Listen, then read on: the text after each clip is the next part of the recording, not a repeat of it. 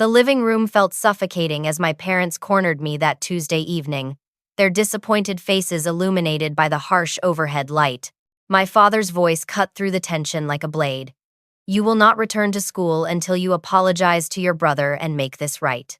Behind him, my mother stood with her arms protectively crossed over Tyler's shoulders, her expression a mixture of disappointment and righteous indignation. The golden boy himself wore that familiar smirk I'd grown to despise over 18 years of systematic favoritism and emotional manipulation. His eyes sparkled with triumph as he watched our parents deliver their ultimatum.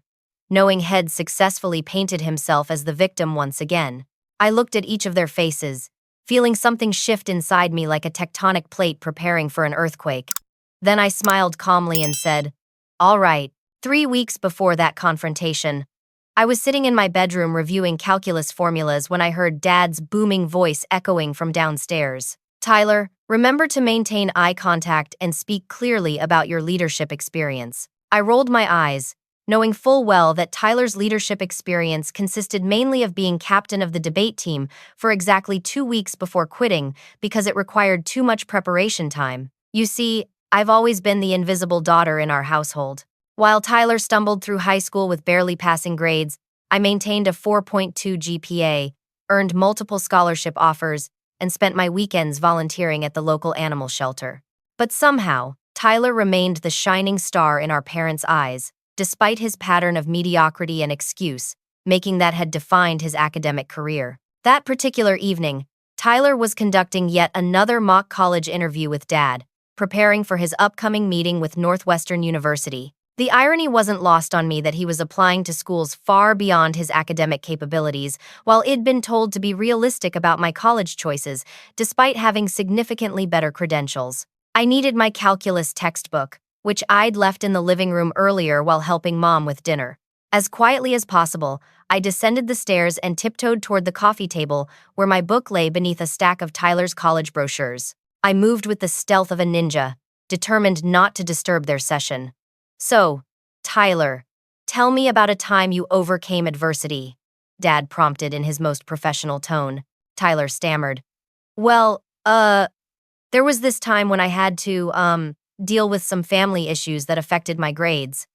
I froze halfway to the coffee table, my hand reaching for the textbook. Family issues affecting his grades? What was he talking about? "Can you elaborate on that?" Dad pressed, clearly trying to help Tyler develop a compelling narrative. "Yeah, so my sister has always been really competitive with me, and sometimes she makes it hard for me to focus on my studies. Like, she'll interrupt important moments or make me feel bad about my achievements." My mouth fell open as I processed what I was hearing. Tyler was creating a fictional storyline where I was somehow responsible for his academic shortcomings. The audacity was breathtaking, even for him. I grabbed my textbook and started heading back upstairs.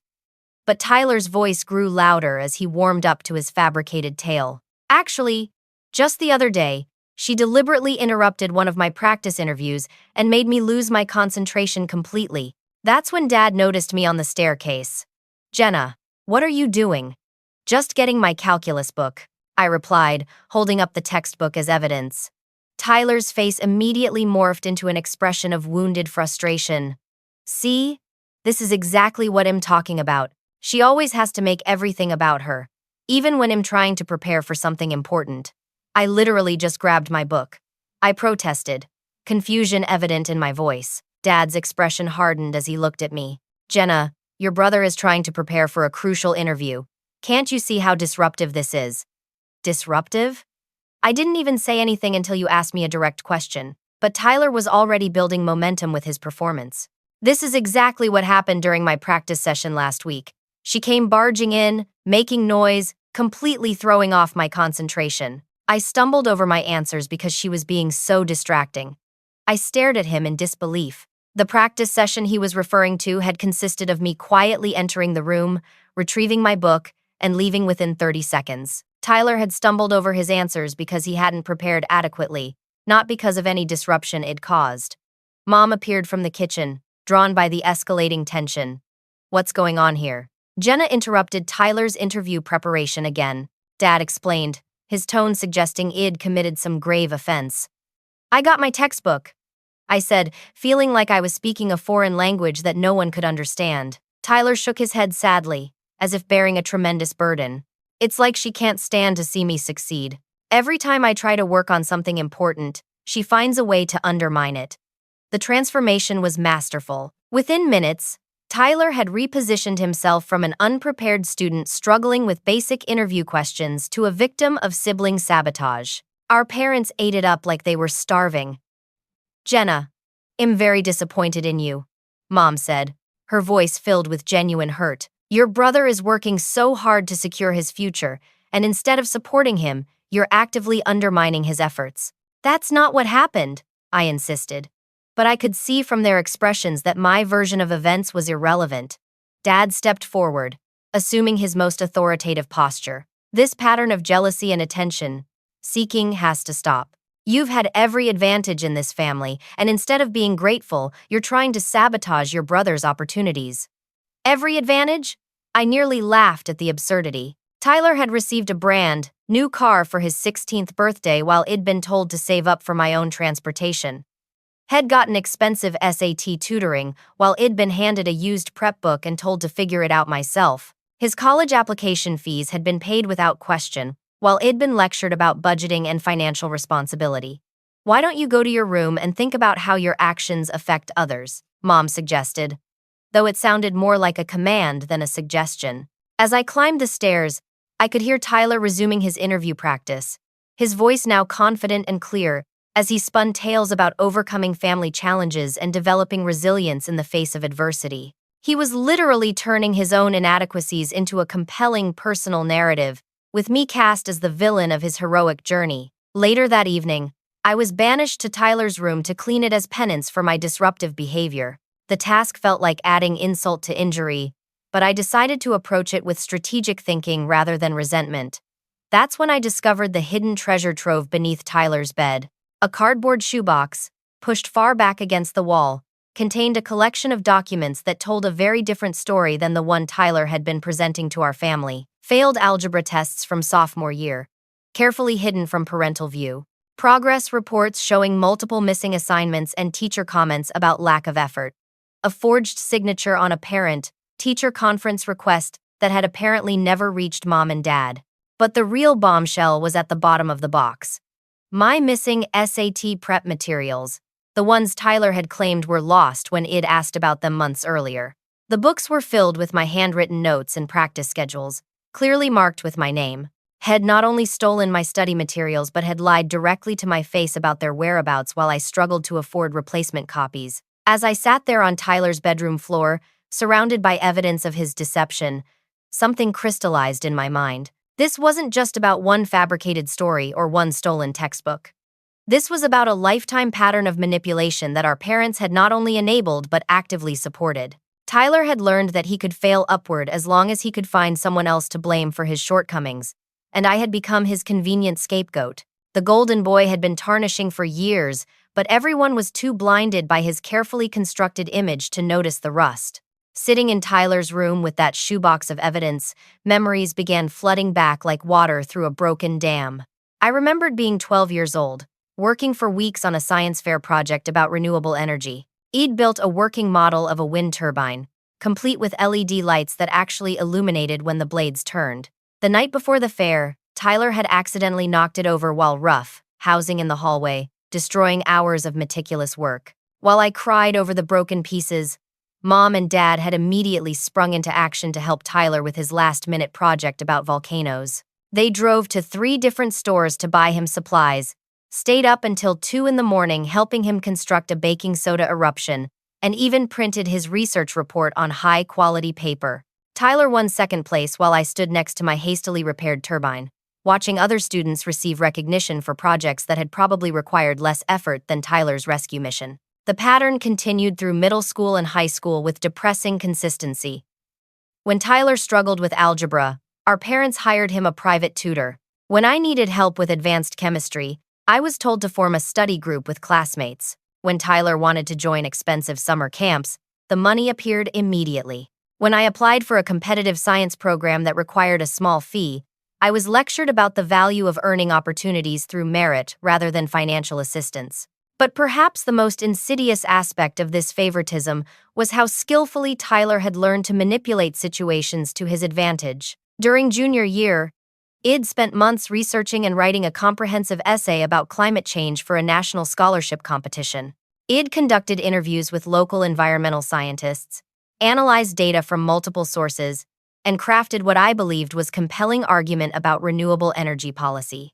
Tyler had asked to review my essay, claiming he wanted to learn from my research techniques. Trusting and naive, Id shared my work with him, even explaining my methodology and source selection process. 2 weeks later, when scholarship winners were announced, Tyler's name appeared on the honorable mention list for an essay about environmental conservation that bore striking similarities to my research. When I confronted him about the coincidence, Tyler had shrugged and claimed that great minds think alike. Our parents praised his initiative and intellectual curiosity, while I was told I should be proud of my brother's achievement rather than jealous of his success. The gaslighting was so consistent and pervasive that I'd begun questioning my own perceptions.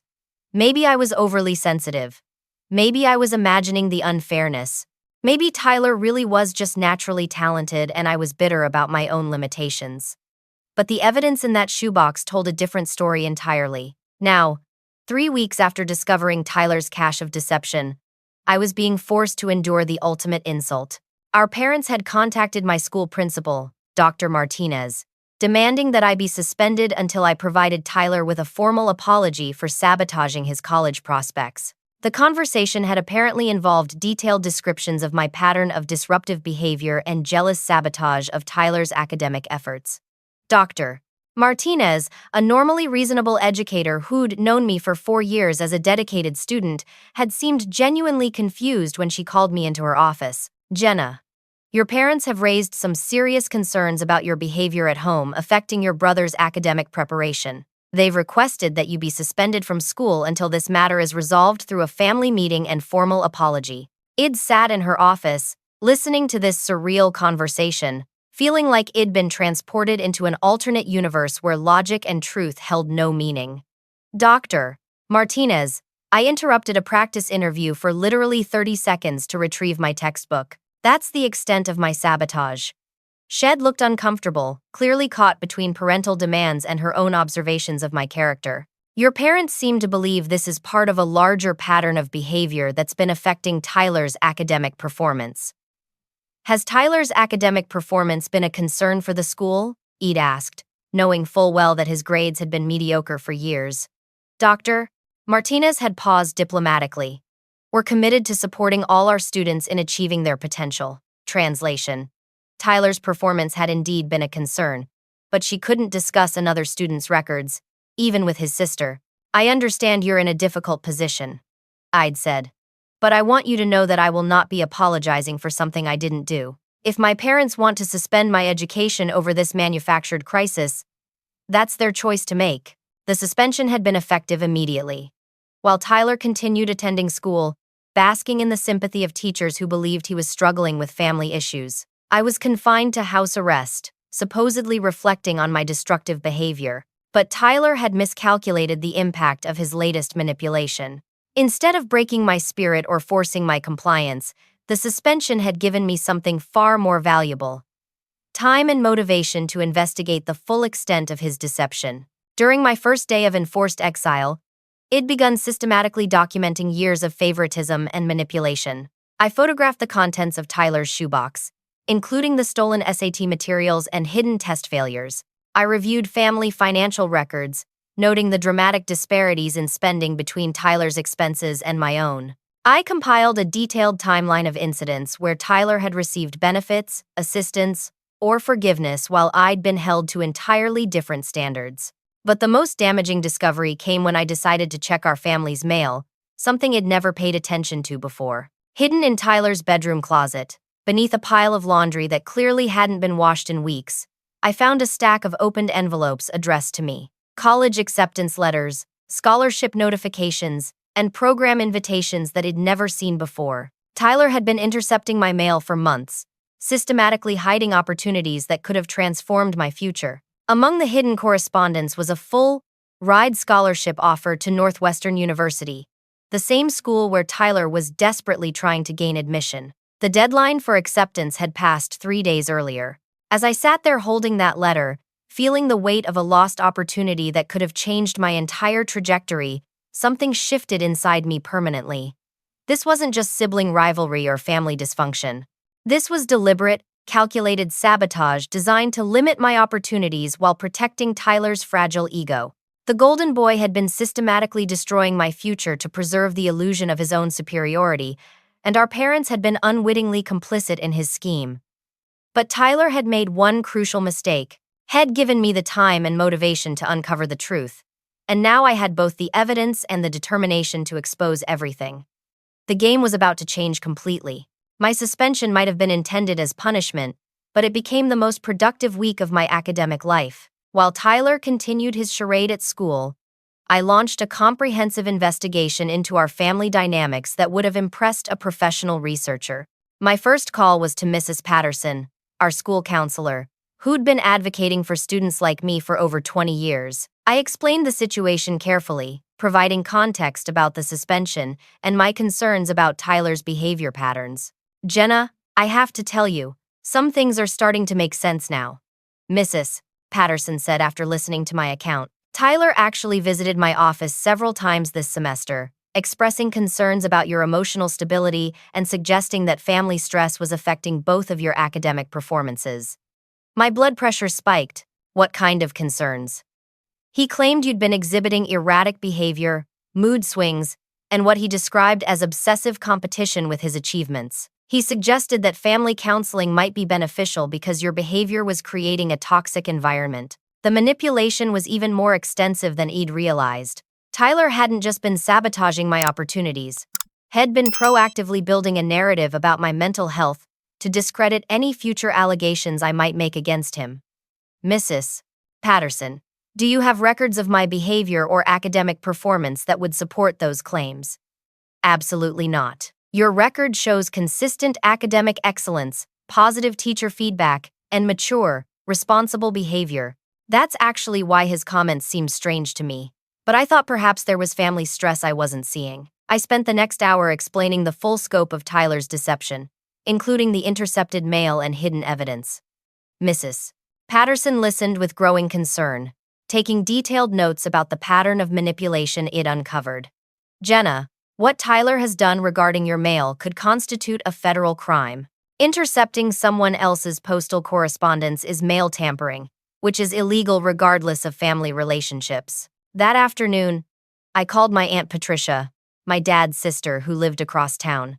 Patricia had always been the voice of reason in our extended family, though she'd learned to keep her opinions about our household dynamics to herself after years of being dismissed by my parents. "Aunt Patricia, I need to tell you something, and I need you to really listen without interrupting." I explained everything: the favoritism, the sabotage, the intercepted mail, and the current suspension situation.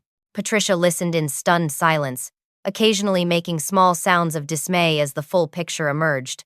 "Jenna, honey, I've been watching this dysfunction for years, but I had no idea it was this severe. Your grandmother and I have discussed our concerns many times, but your parents always insisted we were overreacting or misunderstanding the situation. You've talked to Grandma about this. Sweetheart, your grandmother has been sending you both identical birthday and Christmas money since you were children. Every year, she asks me why Tyler always seems to have more expensive gifts when she knows she sent you the same amount." Another piece of the puzzle clicked into place. Our parents had been supplementing Tyler's gifts to make his presents appear more generous than mine, then claiming he was better at managing his money or making smart purchases. "Patricia, I need to ask you something, and I understand if you can't help me. Would it be possible for me to transfer to the school district in your area? I can't continue living in this environment, and I need to finish my senior year somewhere I can actually focus on my education." Without hesitation, Patricia responded, "Yes, absolutely yes. I've been hoping for years that you'd reach out for support. You can stay with me as long as you need, and if necessary, I'll pursue legal guardianship to protect you from further manipulation."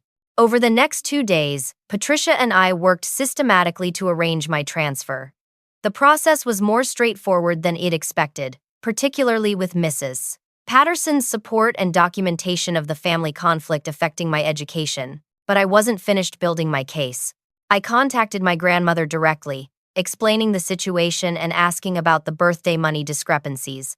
Grandma was furious when she learned how her gifts had been manipulated. Jenna, I've been sending you children identical amounts for 18 years. If Tyler's gifts appeared more expensive, it's because your parents were supplementing his purchases while telling you to be grateful for what you received. I also reached out to 3 family friends who'd known us since childhood. People who'd witnessed the favoritism firsthand but had been too polite to comment directly. Their responses were remarkably consistent. They'd all noticed the disparate treatment but had assumed it was too sensitive a family matter for outsiders to address. Mrs. Chen from next door admitted, "Honey, I've watched you mow your own lawn and shovel your own snow while Tyler got driven everywhere and had his chores done for him. It never seemed fair, but I didn't think it was my place to interfere." Mr. Rodriguez from down the street was more blunt. "Your brother has been telling people for years that you're jealous and unstable. Most of us could see through his act, but we figured your parents knew what was really going on. The community had been watching our family dysfunction for years, but Tyler's charm offensive had successfully positioned him as the victim of an unstable sister rather than the manipulative golden child he actually was. My strategic breakthrough came when I remembered that Tyler often talked to his friends on speakerphone while gaming in his room. I'd overheard fragments of conversations over the years, but had never paid close attention to the content. Now, with the knowledge I'd gained about his systematic deception, I decided to document whatever I could capture. Wednesday evening, while our parents were at their book club, I positioned myself near Tyler's room with my phone recording as he talked to his friend Marcus about college applications. "Dude, you should see how well my strategy is working." Tyler's voice came clearly through the thin wall. "I've got my parents convinced that Jenna is basically sabotaging my future because she's jealous of my success." Marcus laughed. "Bro, your sister is like, way smarter than you. How are your parents buying that? That's exactly why it works. She is smarter than me, which means I can't compete with her on merit, so I have to make sure she doesn't get opportunities to succeed. I've been hiding her mail, screwing with her study materials, and building a narrative about her being unstable and competitive." My heart stopped as Tyler continued his casual confession. "The best part is, she's so honest and trusting that she never saw it coming. While she's been focused on actually studying and achieving things, I've been focused on making sure she can't use those achievements to outshine me. That's pretty messed up, man. Maybe, but it's working. Shay's suspended from school right now because I convinced my parents she's been sabotaging my college interviews.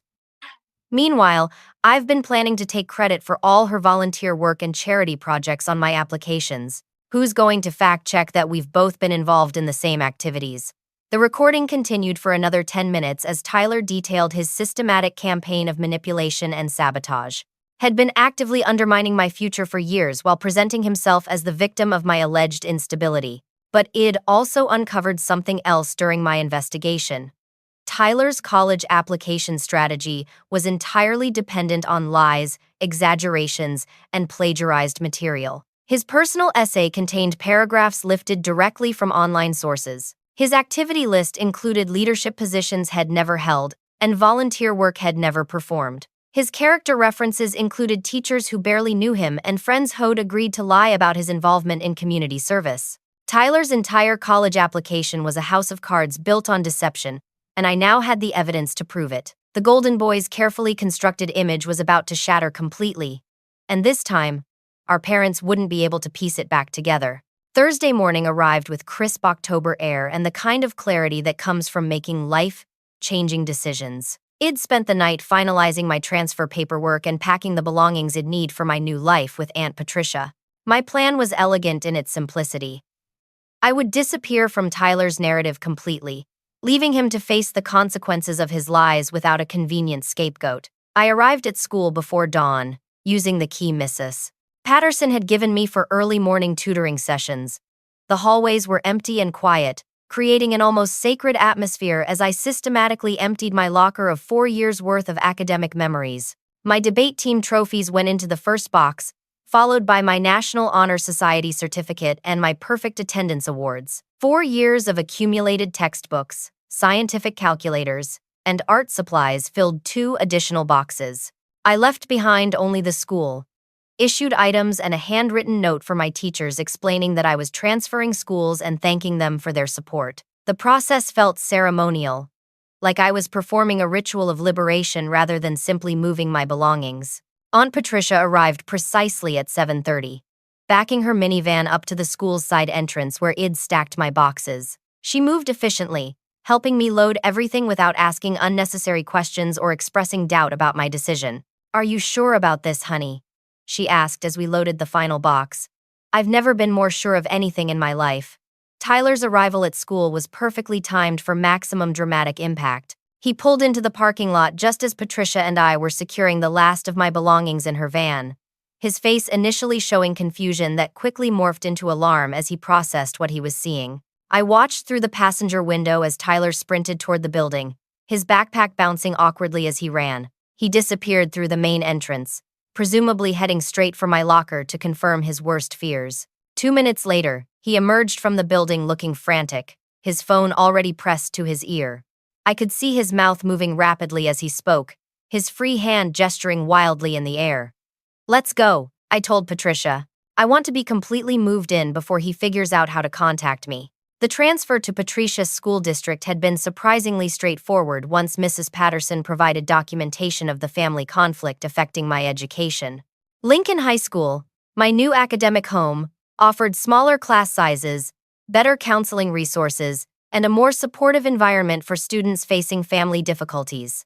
More importantly, Lincoln had an early graduation program that would allow me to complete my senior year requirements by December, giving me the opportunity to start college in January, rather than waiting until the following fall. By noon, I was registered for classes, assigned a locker, and meeting with my new counselor to discuss acceleration options. The difference in institutional culture was immediately apparent.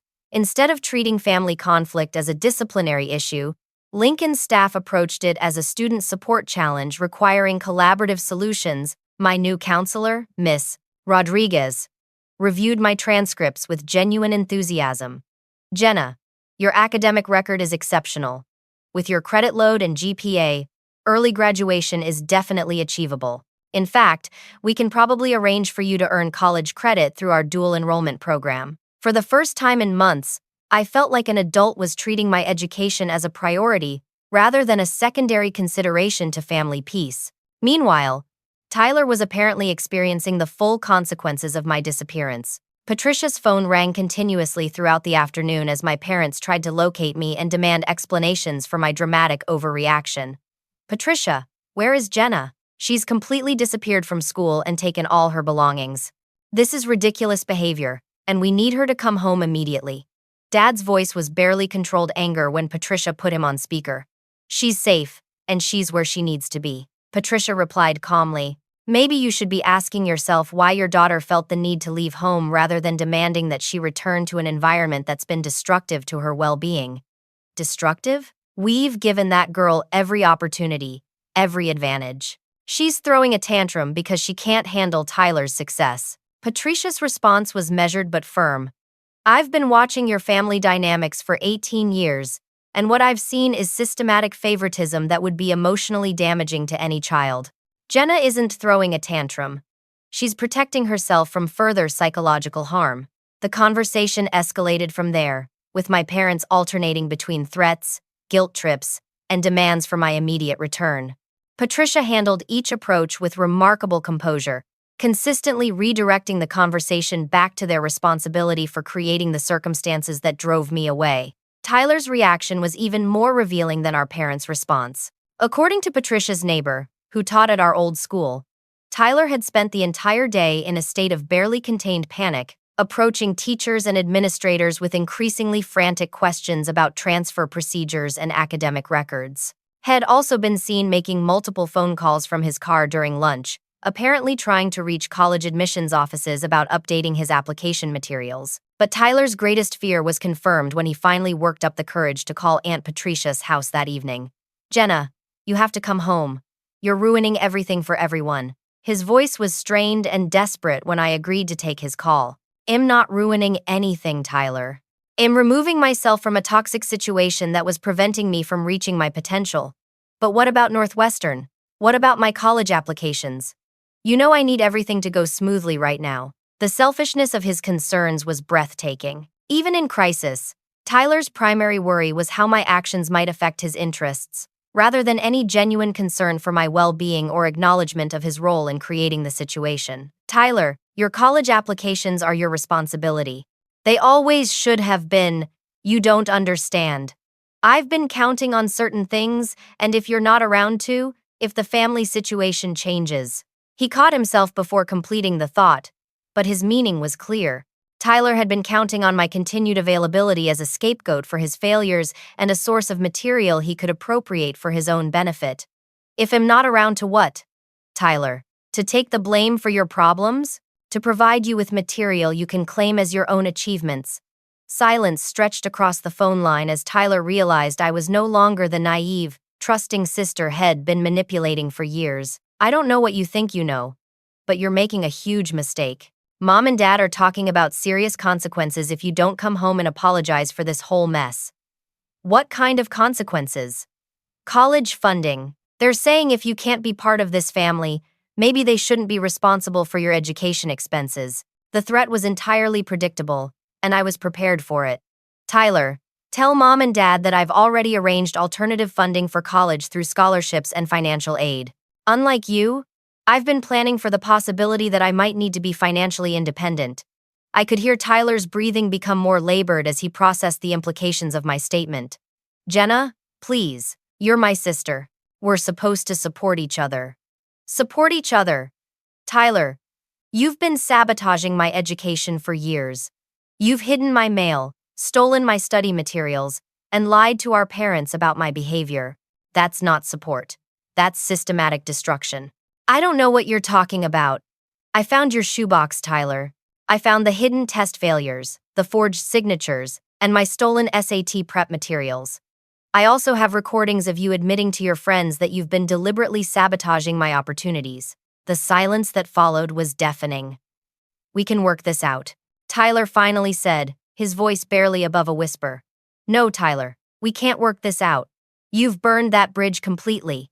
When I hung up the phone, I felt simultaneously exhausted and exhilarated.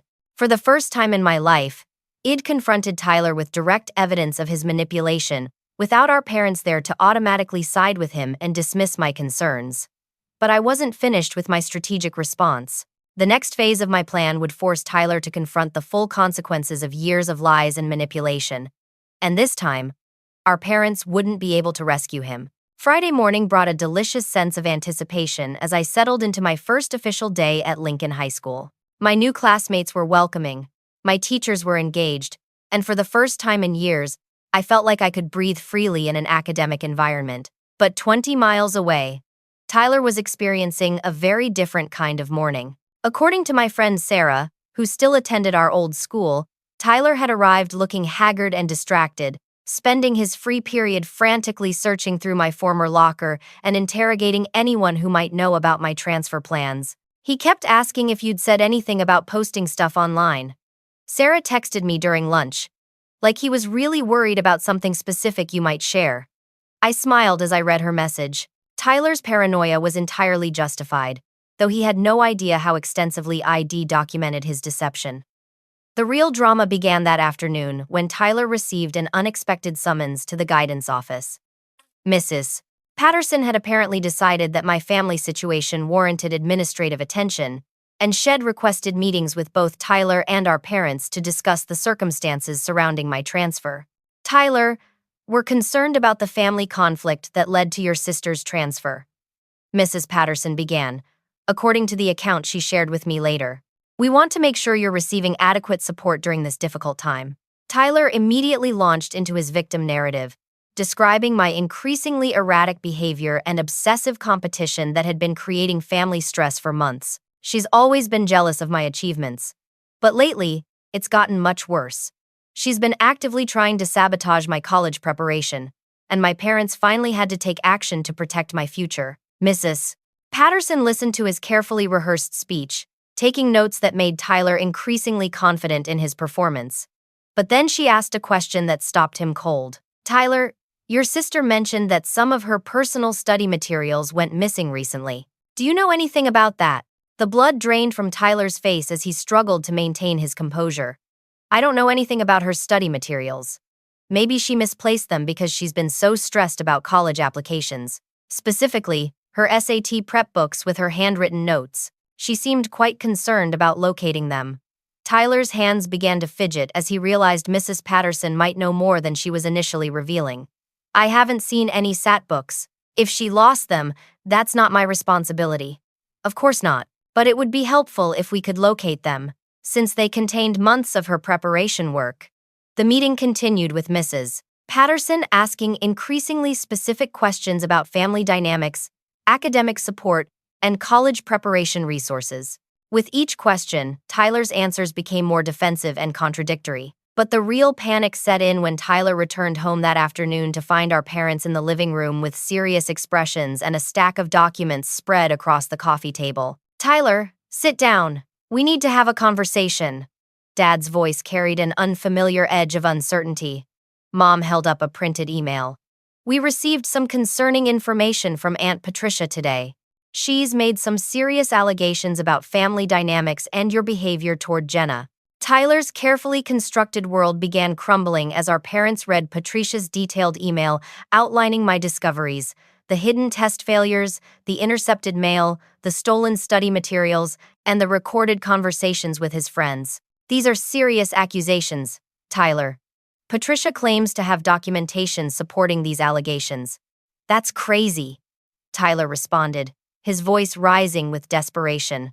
"Jenna is obviously feeding Patricia lies because she's angry about being suspended. You know how manipulative she can be when she doesn't get her way. But Mom had more documentation to review. Tyler, Patricia also sent copies of correspondence addressed to Jenna that was apparently found in your room. College acceptance letters and scholarship notifications that Jenna never received." Tyler's face went ashen as he realized the full scope of evidence against him. "I don't know how that stuff got in my room. Maybe Jenna put it there to make me look bad." Dad's expression shifted from confusion to dawning comprehension. "Son, some of these letters are postmarked from months ago. The scholarship deadline dates have already passed. Jenna probably saved them from her own mail and hid them in my room when she was cleaning it last week." Even as Tyler spoke, he could hear how implausible his explanations sounded. But desperation was driving him to maintain his denials regardless of logic or evidence.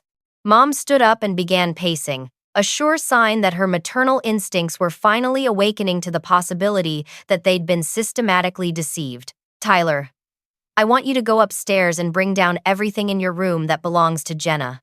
Every book, every paper, every item that isn't yours. Mom, this is ridiculous. Jenna has turned Patricia against our family, and now you're believing their lies over your own son. Bring down everything that belongs to your sister. Now."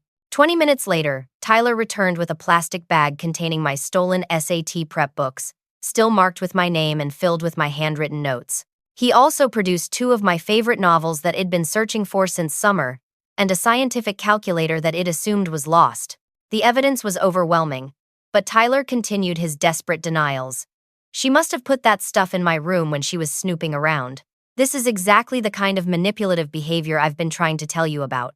But Dad had moved on to reviewing Tyler's academic records, apparently seeing them with fresh eyes for the first time in years. "Son, your grades have been declining since sophomore year. Your test scores are well below average for the colleges you're applying to. Help me understand how you expect to succeed at Northwestern when you're struggling with basic coursework here." Tyler's panic reached new heights as he realized his academic deficiencies were finally receiving scrutiny they'd avoided for years. "I've been dealing with a lot of family stress.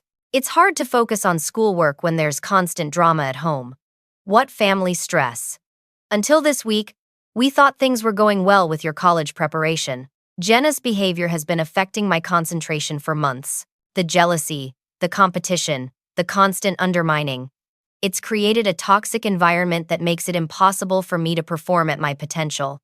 Mom stopped pacing and looked directly at Tyler. "But Tyler, Jenna has been succeeding academically despite this alleged toxic environment. Her grades have remained consistently excellent." Tyler had no response to this logic. His carefully constructed narrative was collapsing under the weight of basic rational analysis. Dad pulled out his phone and scrolled through recent communications. "I'm going to call Northwestern's admissions office and ask about your application status." No. Tyler's response was immediate and panicked. You can't call them. It might hurt my chances if parents get involved in the process. Why would a status inquiry hurt your chances? Because. Because. Admissions officers prefer to work directly with students. Parental interference can make applicants look immature or dependent. But Dad was already dialing the number from Northwestern's website. Tyler watched in horror as the call connected and Dad identified himself as the parent of a prospective student. I'm calling to check on the status of my son Tyler's application and to inquire about any recent communications from our family. The conversation lasted less than 5 minutes, but those 5 minutes destroyed Tyler's remaining credibility completely. The admissions officer says they have concerns about inconsistencies in Tyler's application materials. Dad reported after ending the call. They've been trying to verify some of his claimed activities and achievements. Tyler's mouth opened and closed soundlessly as he struggled to process this information. They also mentioned receiving some documentation from a family member, raising questions about the authenticity of his personal essay and activity list. Mom sat down heavily on the sofa. Tyler, what is going on here? But Tyler was beyond rational explanation. The lies had become so extensive and interconnected that admitting to any part of them would cause his entire fabricated identity to unravel. I need to call Jenna, he said desperately. She has to fix this before it gets worse. The irony was palpable. After years of creating problems for me to solve and taking credit for my achievements, Tyler was once again expecting me to rescue him from the consequences of his own actions. But this time, I wasn't available to save the golden boy from his tarnished reality. Tyler's phone call that Friday evening was the most satisfying conversation of my 18 years. Jenna, please tell me you haven't posted anything online about our family. His voice was barely controlled desperation. Please tell me you haven't shared anything that could affect my college applications. I was sitting in Aunt Patricia's kitchen, calmly working on calculus problems, while Tyler's world imploded 20 miles away. The irony wasn't lost on me that I was peacefully studying while he was frantically trying to contain the damage from years of lies and manipulation. Posted what, Tyler? You know what? Whatever lies Patricia has been feeding you about me. Whatever twisted version of our family situation you're planning to broadcast to get attention. I set down my pencil and smiled.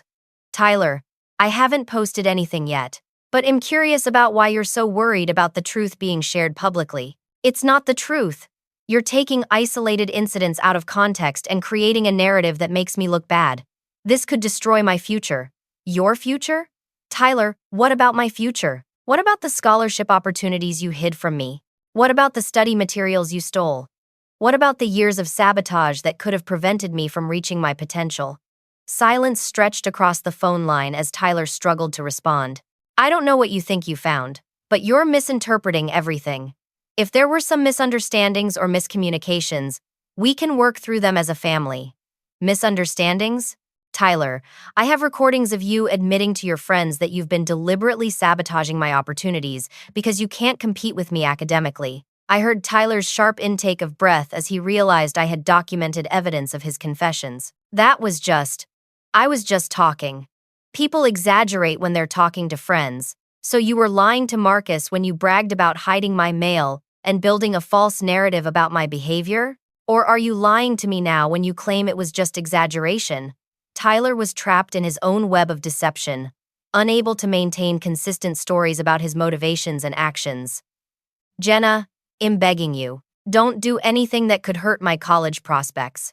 I'll make it up to you somehow. How could you possibly make up for 18 years of systematic sabotage? How do you compensate someone for stolen opportunities and manufactured family dysfunction? But I already knew exactly what Tyler was afraid, Id posted. Because Id spent the afternoon crafting the most comprehensive documentation of family favoritism and sibling manipulation Id ever seen. The blog post, titled The Golden Child's Tarnished Crown, a study in family dysfunction and educational sabotage, contained anonymized but detailed accounts of every major incident ED documented over the years. It included copies of hidden test failures, evidence of intercepted mail, transcriptions of recorded confessions, and a timeline of differential treatment that painted a devastating picture of systematic favoritism. But the real nuclear option was the analysis ID included of Tyler's college application materials, which ID accessed through his careless password security. His personal essay contained at least 3 paragraphs lifted directly from online sources. His activity list included leadership positions Head never held and volunteer work Head never performed. His character references included teachers who barely knew him and friends who'd agreed to lie about his community service involvement. The post had been carefully crafted to protect my family's privacy while still documenting the educational and psychological impact of long-term favoritism. I'd shared it with college counselors, educational equity advocates, and several online communities focused on family dysfunction and academic support. Within hours, the post had been shared dozens of times, with commenters expressing outrage about Tyler's behavior and support for my decision to document the abuse. But I hadn't shared the post with Tyler or our parents yet.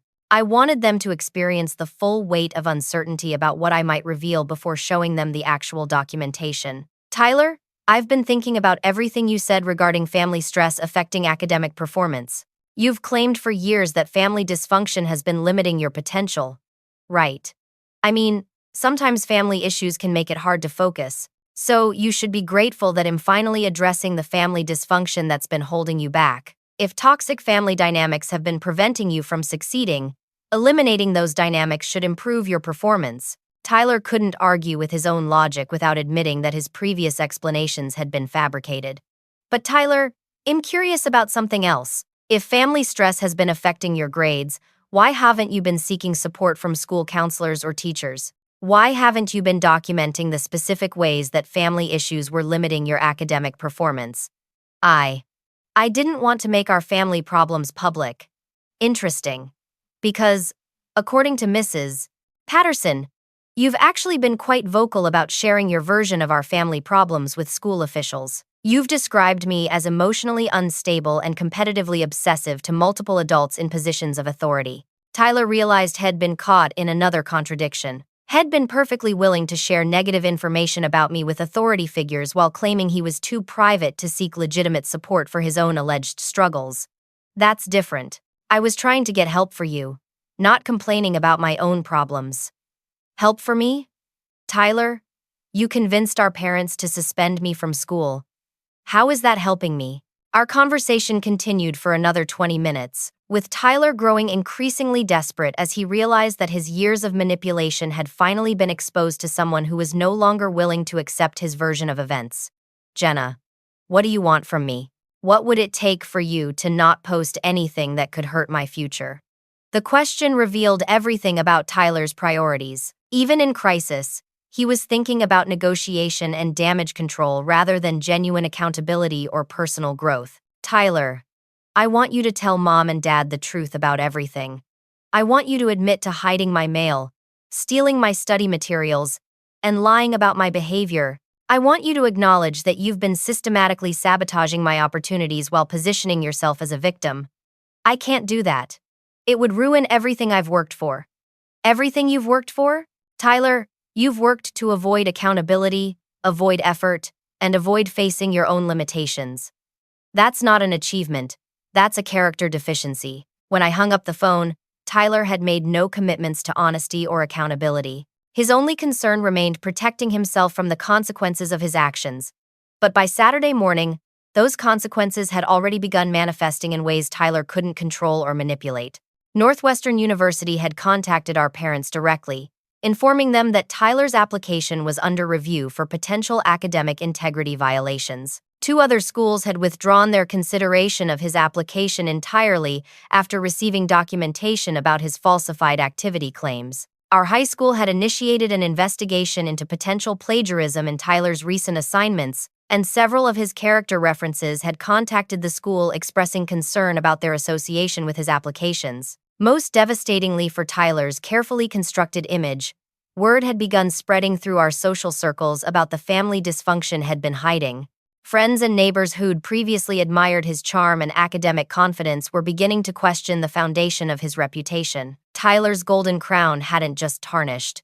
It had completely disintegrated under the weight of truth and accountability, and our parents were finally beginning to understand the full scope of their complicity in 18 years of systematic favoritism and emotional manipulation. The reckoning had begun, and this time, there was no scapegoat available to deflect responsibility from the people who'd actually created the problems. The family meeting that took place the following Tuesday afternoon will remain etched in my memory as the moment our household dynamics finally shifted toward honesty and accountability. I sat across from my parents in Aunt Patricia's living room, with Patricia serving as both mediator and advocate, while Tyler faced the full consequences of his years of deception.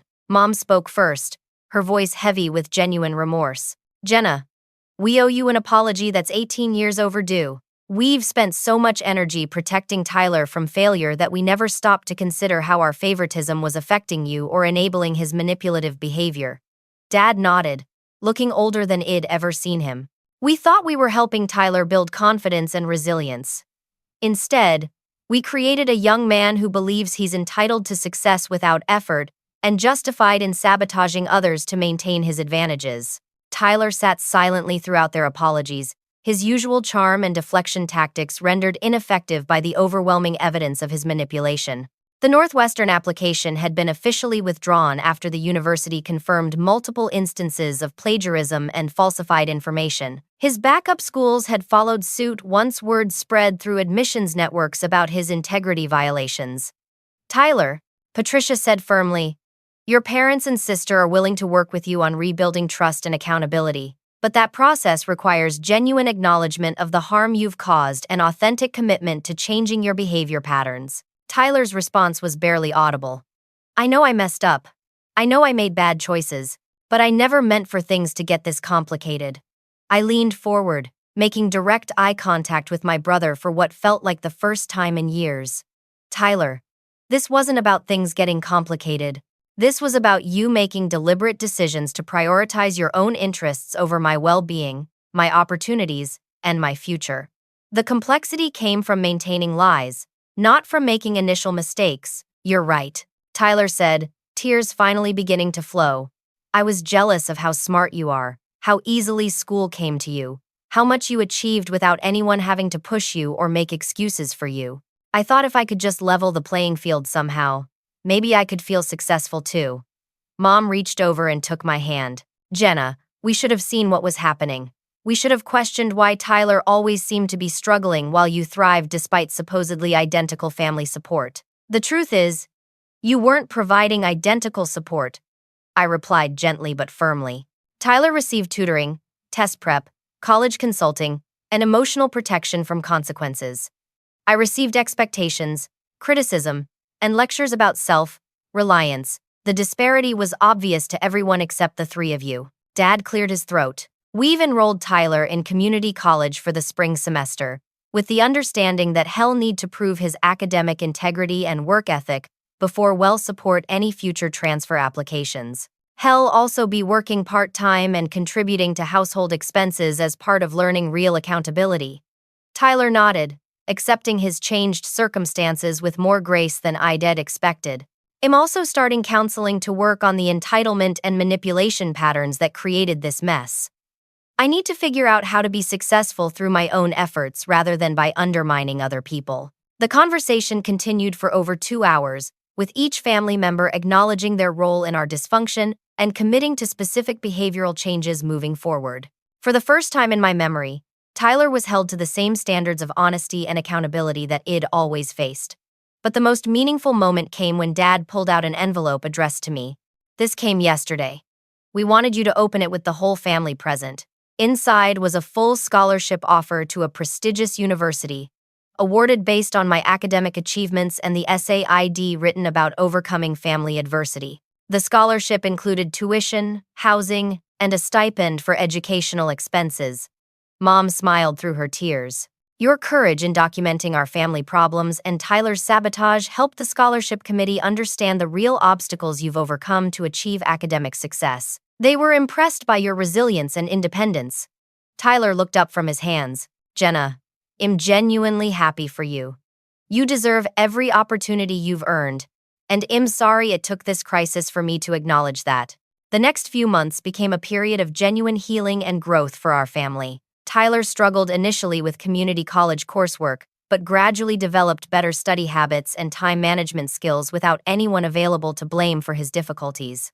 Our parents attended family therapy sessions, learning to recognize favoritism patterns and implement equitable support systems. I thrived in my new school environment, graduating as salutatorian and earning additional scholarship money through academic competitions. The college preparation resources at Lincoln High School were exceptional, and my new counselor helped me develop applications that accurately reflected my achievements and potential. Most importantly, I learned that setting boundaries and demanding respect wasn't selfish or destructive to family relationships. Sometimes the most loving thing you can do is refuse to enable toxic patterns, even when that refusal causes temporary pain for people you care about. Tyler and I developed an authentic sibling relationship for the first time in our lives, built on mutual respect rather than competition and manipulation. He began genuinely supporting my achievements instead of resenting them, and I learned to offer encouragement for his legitimate efforts without feeling responsible for protecting him from consequences. Our parents slowly rebuilt relationships with both of their children based on honesty, equity, and accountability. They learned to celebrate Tyler's authentic accomplishments while maintaining appropriate expectations, and they developed genuine appreciation for the resilience and independence it'd been forced to develop through years of emotional neglect. The most profound lesson I learned from this experience was that you don't have to accept dysfunction simply because it's familiar or because the people perpetuating it claim to love you. True love requires honesty, respect, and equity. Enabling someone's destructive behavior isn't kindness. It's actually preventing them from developing the character traits necessary for genuine success and healthy relationships. I also discovered that many people in our community had been watching our family dysfunction for years, wanting to help but feeling powerless to intervene in what appeared to be private family matters. My willingness to document and address the problems gave others permission to speak up and offer support, creating a network of advocates I hadn't known existed.